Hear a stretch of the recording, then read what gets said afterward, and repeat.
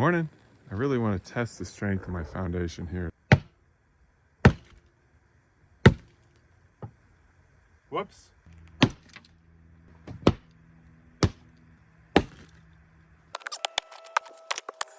I think it passed the strength test. Built a cabin in the woods of Vermont. Sold the cabin.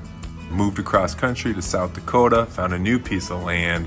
Built a small woodshed on the property at first. Roughed in this driveway, which still is a work in progress, but it's come a long way. Found a pole barn on Marketplace. They could park and transport it to the property. And then it was finally time to start the cabin builds. I'm going with a 30 by 24 cabin. All the trees are ponderosa pine and harvested on the property. It's a chink style cabin, and it took about 6 months to build and less than 2 days to take it down.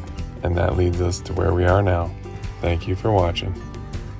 I'm glad I'm YouTubing for more than one reason now. I made a mistake last week when I cut this block right here. And one of my viewers, Roy, pointed out to me how I made that mistake, and I'm so glad that he did. I hope I would have figured it out this week, but in case I hadn't, thank you, Roy. On a block foundation, you want your joints to stagger. Just makes the wall stronger. And when I put that cut block in, coming from this other direction, all these joints here will now line up on my wall. So I made a big mistake here. I just wasn't thinking when I was laying this block down, kind of in a hurry, trying to get things done, which I shouldn't have been. But now we're gonna go back and fix that. Thinking to fix it is to take and put a cut block in the corner so I don't have to also take out all these blocks. I'm only gonna leave 5.5 blocks here, and I think that should fix the problem. Let's check it out.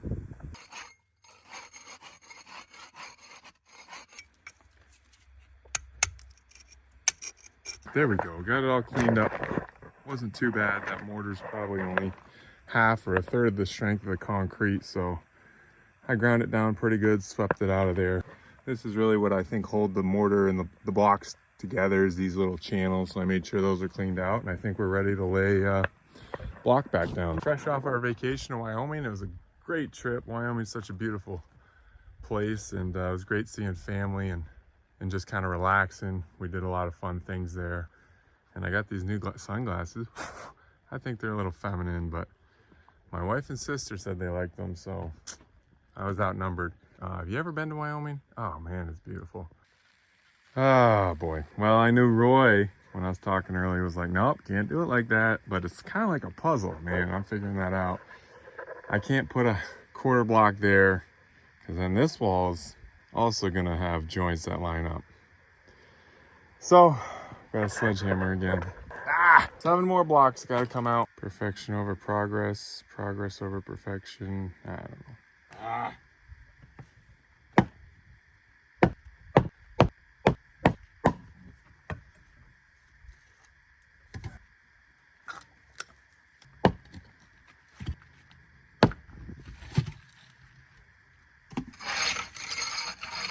All right, we'll get that cleaned up and then get started.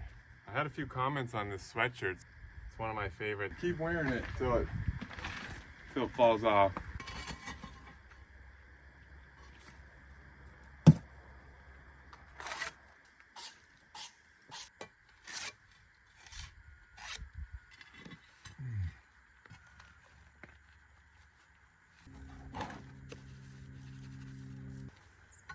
Well, we made it back. I'll probably use most of these again. They just have the mortar stuck to them, but pretty sound. I only hit a couple of them with the sledgehammer. They were $1.77 each when I got them on sale. I'm out about 20 bucks plus a little bit of mortar. Not too bad overall, and now I'm happy with how it is structurally.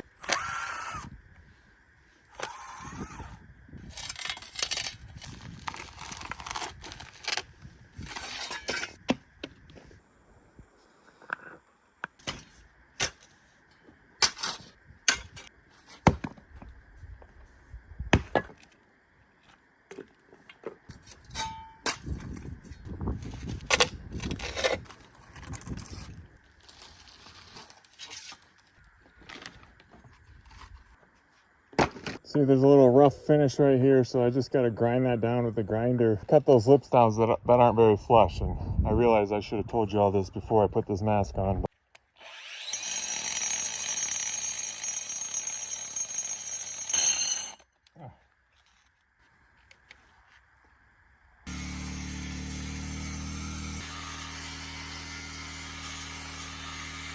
Well, that big bad boy is my neighbor's. He let me borrow that, and I just had to grind that down so I have enough room to get my block under that string line.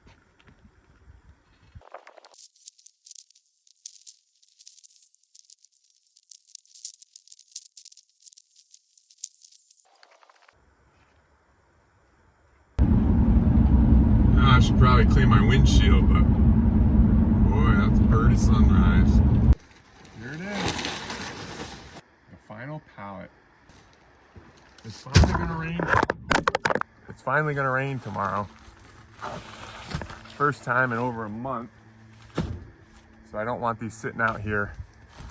I want to get them in the pole barn.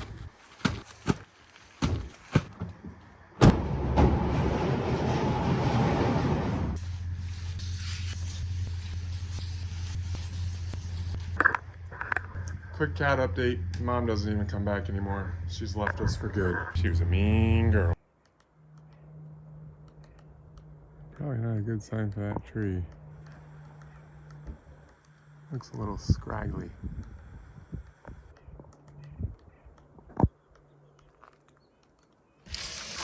They only had one bag of the $2 stuff this week. Maybe next week we'll get lucky.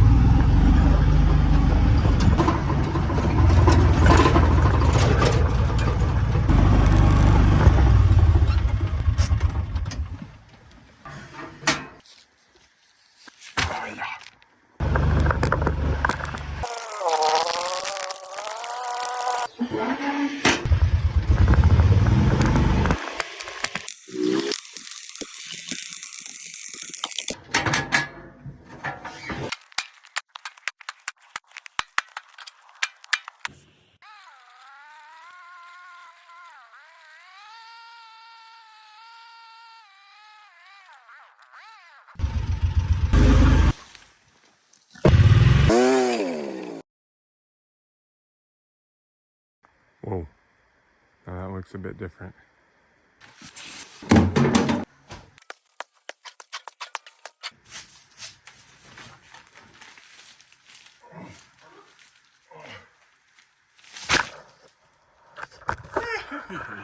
Glad to have that done.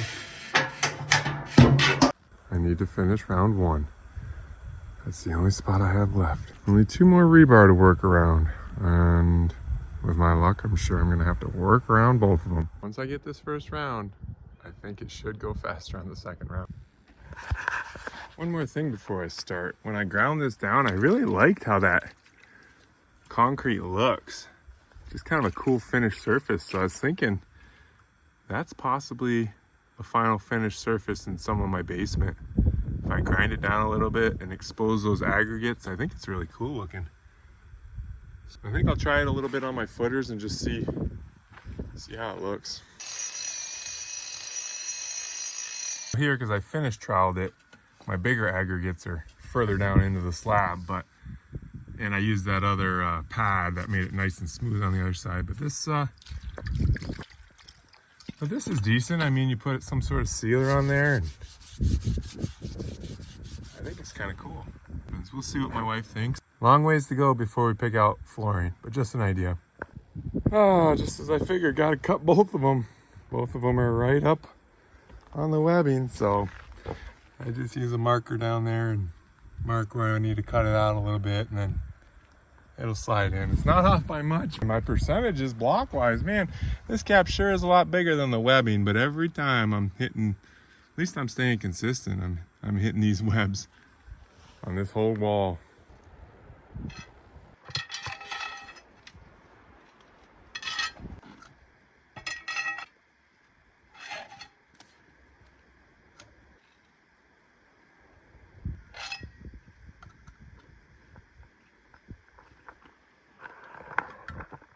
Okay, it's about lunchtime now, and I've closed this up, so we're all the way around closed in.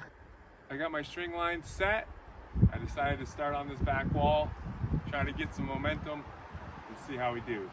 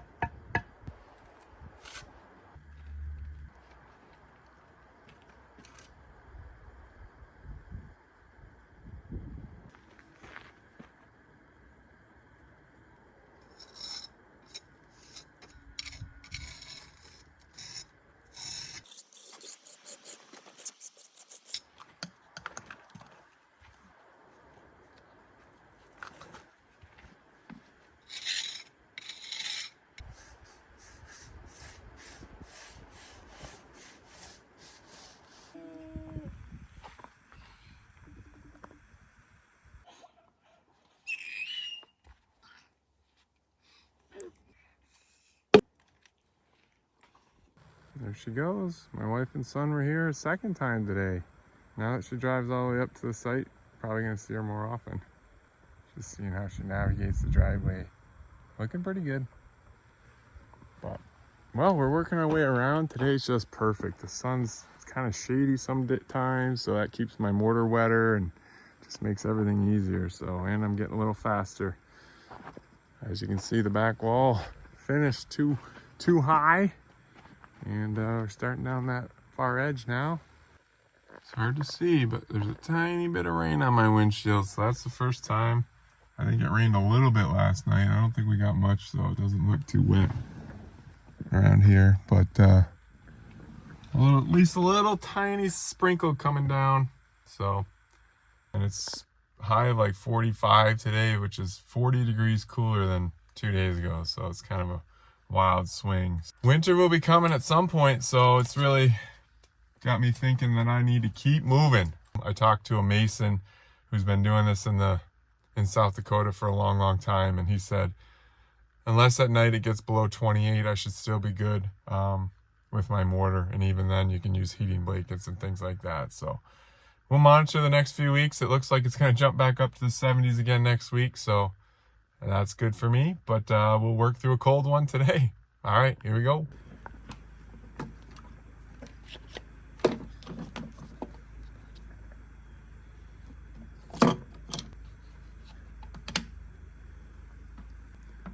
This Blue Eddy really is handy for charging all my tools. And it's nice that this laser level has 2 different batteries. And they last a long time. I mean, probably like half a day. And then I just switch it out and have the other one. Since it's a shady day, I'm gonna go out to my lead poles, use my laser level and mark my poles all the way up to where my block levels need to go. We'll get it all figured out, and then it should be easier on those sunny days.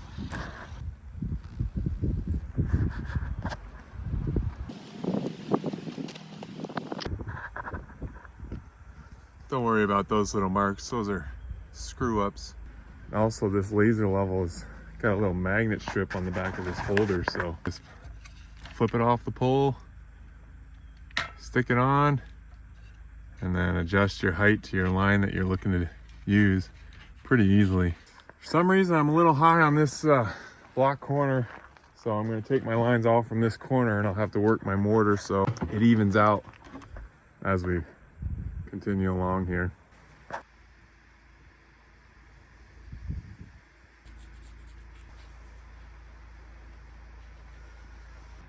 Now we'll do the other 2 poles and then we'll lay some block.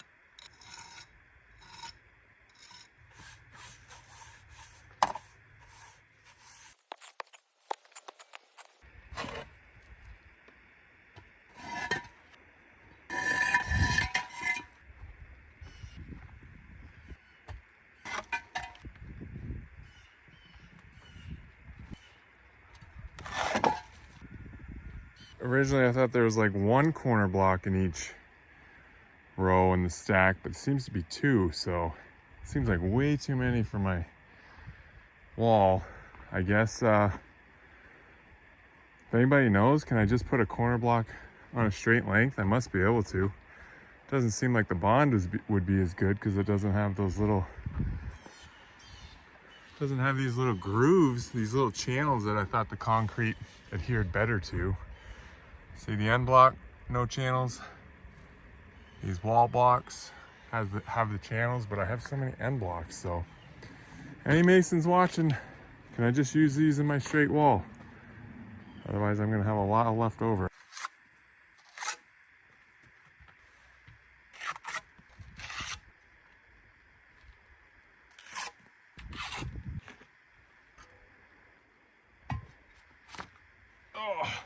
It's gonna get easier once we get higher, at least easier on my back.